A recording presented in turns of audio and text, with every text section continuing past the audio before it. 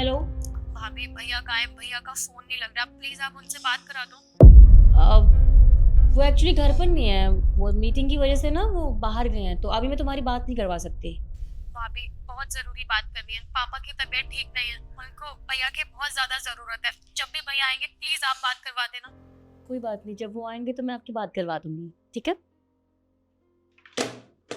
शिखा, किसका फोन था? इंश्योरेंस वाले हम कम परेशान करते हैं, इसलिए मैंने बोल दिया कि तुम मीटिंग की वजह से बाहर गए हो, अब परेशान नहीं करेंगे। अच्छा चलो कोई बात नहीं। मैं निकल रहा हूँ, ठीक है? तुम अपना ध्यान रखना और किसी भी चीज़ की ज़रूरत हो तो मुझे फ़ोन कर देना, ठीक है? ठीक है। बाय। बाय।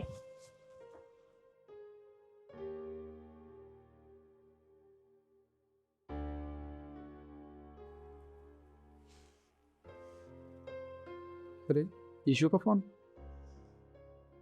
हाँ बहन, कैसी है तू? भैया मैं ठीक हूँ, पर आप बताओ ना, आप कहाँ गायब हो गए हो? आप एक फोन तक नहीं करते, हमें पूछते तक नहीं हो कि हम कैसे हैं कैसे नहीं है। अरे बहन, क्या बताऊँ तुझे। वो काम के सिलसिले में इतना ज़्यादा बिजी हूँ कि ना तुझे फ़ोन करने का मौका मिलता है ना ही किसी का फ़ोन उठाने का। वैसे ये सब छोड़, ये बता गांव में सब कोई ठीक तो है ना? ठीक तो है। भैया आपको भाभी ने कुछ बताया नहीं है क्या?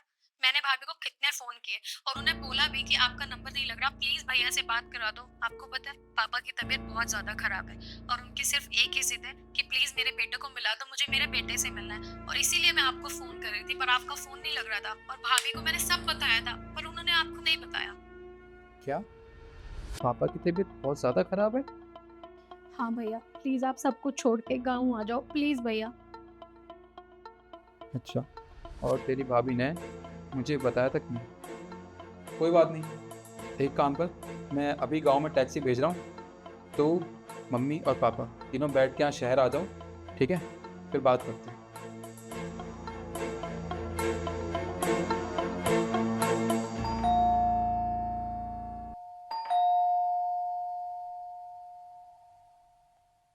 निखिल, तुम इतना जल्दी कैसे आ गए? अभी तो मीटिंग के लिए 2 दिन बाकी थे।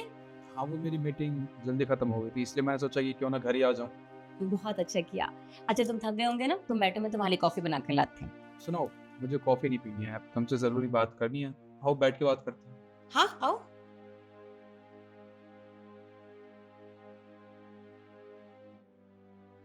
गाँव से किसी का फ़ोन आया था? अ, नहीं तो, तुम्हारे घर से किसी का फोन नहीं आया।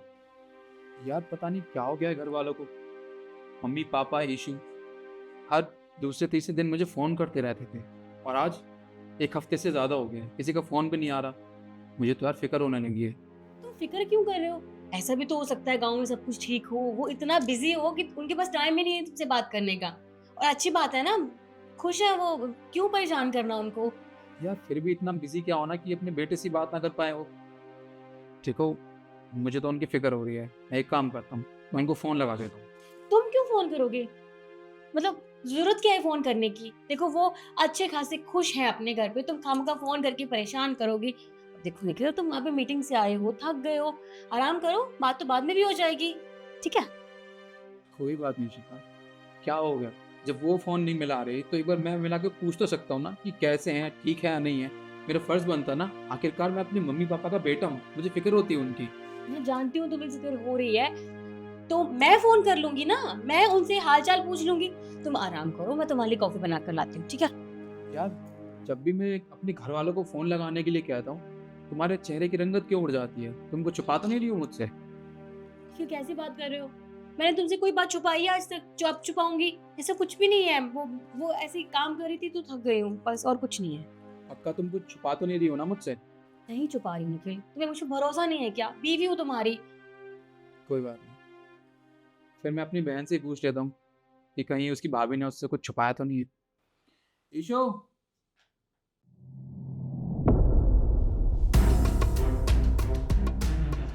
बहन, जब तूने अपनी भाभी के पास फ़ोन किया था और इसने जो कुछ भी तुझे बताया मेरे बारे में, वो बताना ज़रा।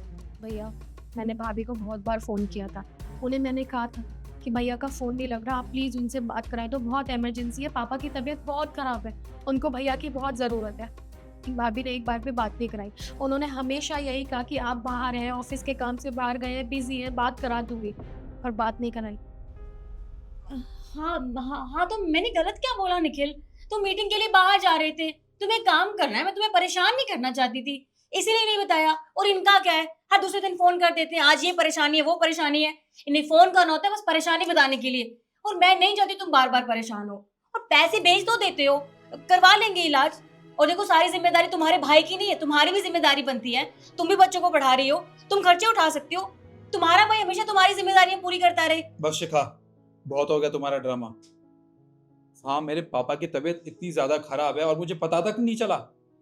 शर्म आनी चाहिए तुम्हें। अरे माना कि मैं मीटिंग के लिए बाहर गया था और मेरा फोन नहीं लग रहा था, इसका ये मतलब नहीं है कि अगर मेरे घर वालों को मेरी जरूरत होगी तो तुम इनसे मेरी बात भी नहीं करवाओगी। हाँ, किस लिए जाता हूँ मैं बाहर कमाने?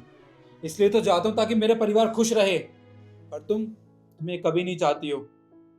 जब मेरे घर वालों को मेरी जरूरत थी तब तुमने इनसे मेरी बात नहीं करवाई।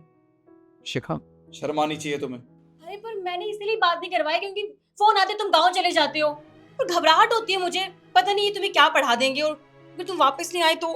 अरे गांव में भी मेरा एक घर है, वो मेरा गांव है, वहां मेरा परिवार रहता है।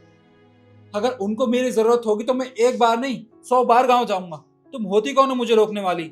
और मैंने तुमसे भी कहा है हमेशा कि तुम भी मेरे साथ गांव चलो, पर तुम्हें वहां की आबो हवा तो पसंद ही नहीं है ना। तुम तो यहाँ शहर में एसी में रहना चाहती हो। बस बहुत हो गया, तुमने आज बहुत बड़ी गलती की है मुझे मेरे घर वालों के बारे में ना बताकर। सॉरी निखिल, सॉरी, मैं सेल्फिश हो गई थी, पर आगे से कभी ऐसा नहीं होगा। कभी भी फोन आएगा गांव से, मैं तुम्हें पक्का बताऊंगी। I am so sorry. कोई बात नहीं बेटा, तुम बहू को माफ कर दे। वो माफी मांग तो रही है, हो जाती है गलती, गुस्सा थूक दे। और देख, ये वक्त लड़ाई झगड़ा करने का नहीं है। तेरे पापा को तेरी जरूरत है, तो हम हॉस्पिटल चले। हम एक काम करते हैं, हम अभी गांव के लिए निकल पड़ते हैं। चल।